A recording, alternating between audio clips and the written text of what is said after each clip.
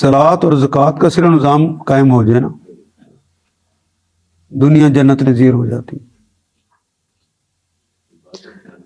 सलात को कायम करने से मुआशरे और सोसाइटी को एक खूबसूरती मिल जाती है, वेल डिसिप्लिन्ड हो जाता है, अल्लाह के अहकाम पर अमल करने वाला हो जाता है।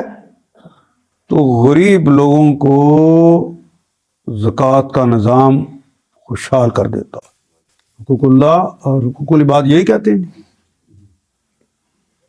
वैसे तो दोनों ही अल्लाह ही के हुक्म हैं। हुकूक दोनों किसके हैं? जिसका हुक्म। भाई किसी बंदे की अगर मदद करनी है तो किसका हुक्म है? तो नहीं करोगे उस हक तो उसका मारा गया ना, बंदे का काहे को मारा गया। किसी के साथ अच्छा सलूक करना है तो क्यों करना है?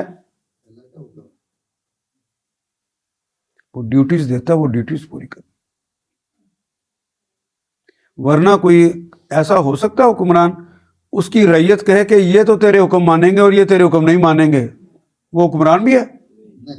तो अल्लाह को फरमारवा क्यों मानते हो? बाज हुक्म मान लेते हो और बाज हुक्म नहीं मानते। भाई जो फाशी फैलाती हैं चीजें तुम्हारे घर में तुम्हारे पैसे से क्यों आती हैं? जहां पे तुम्हारी दस्तरस नहीं है उसको तो अलग कर दो, जहां तुम्हारी दस्तरस है वहां क्यों आती? जब कोई बंदा ये काम कर लेता है, नमाज के अंदर के अहकाम, नमाज के अमाल के, उसको भी दुनिया के अंदर अमल करने लग जाता है और निज़ाम ज़कात को कायम कर देता है।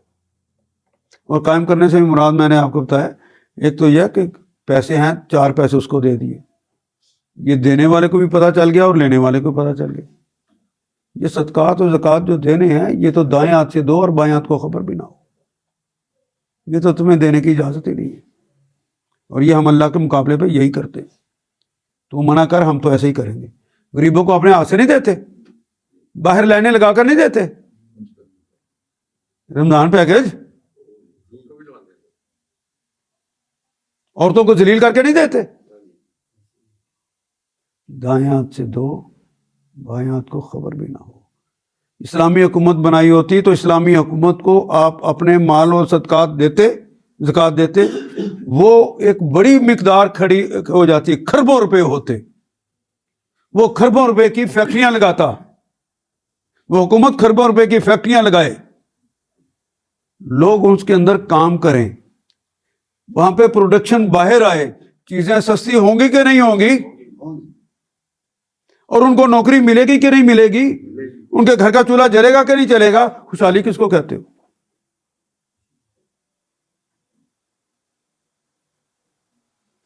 चलो जब तक वो नहीं बनती तो अपने अंदर से अच्छे लोगों की एक जमात बना लो, अपने पैसे पूल करके उसे दे दो, तुम उसकी मुशावरत में चले जाओ और वो सारे पैसे इकट्ठे करके वो देखें कि अगर ये बंदा बेचारा बेकार है, अगर इसको पूरा काम पे खड़ा कर दिया जाए, लेकिन उसके ऊपर तो लाख, 2 लाख, 3 लाख, 4 लाख, 5 लाख, 10 लाख लगते हैं,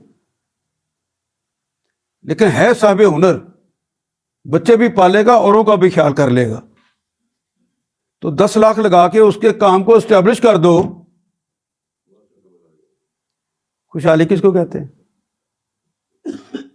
वो जो आपने उसको दिया है फर्ज को 2,000 रुपया, 10,000 रुपया, वो तो कोई मामला आएगा, एक बीमारी आएगी, निकल गया, उसके हालात तो वैसे के वैसे। कोई जगह ऐसी नहीं हमने अल्लाह उसके रसूल के खिलाफ मुहासना बनाया हो, उसके खिलाफ ही चलते।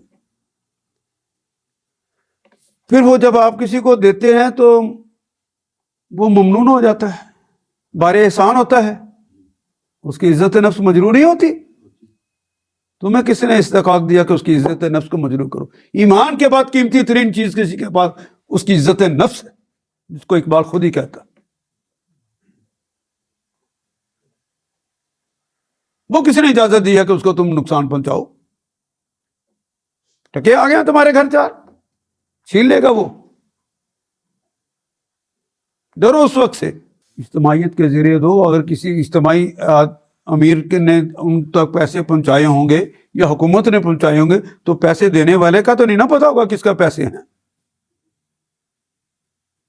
اللہ کے نظام کو قائم ہونے دو. عزت نفس, جس قوم کی عزت نفس مر جائے وہ غلامانہ ذہنیت کے اوپر عادی ہو جاتی ہے, وہ زندہ رہنے کی اہل نہیں رہتی. میں اسی فیز سے گزر رہا ہوں. میری قوم عزت نفس گوا چکی.